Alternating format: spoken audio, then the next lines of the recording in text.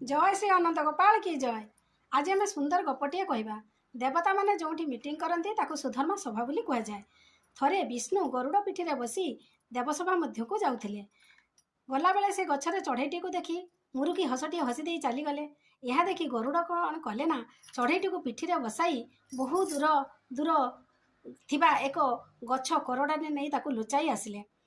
आसला परे विष्णु जते बेले बाहरिले देवसभा मध्यरु सेतेबेले पुणी गछ को चाही दे देखिले चढ़ईटी नाही। सी पुणी मुरुकी हसटी हसीदेले। यह देखी गरुड़ आ संभाली न पारी विष्णु को पचारे, प्रभु आपण जो गला बेले हसटी हसीले पुणी आसला बेले हसटी हसिले। यह देखी मत बड़ आश्चर्य लगुच, कहीं हसिले यार कारण कहतु।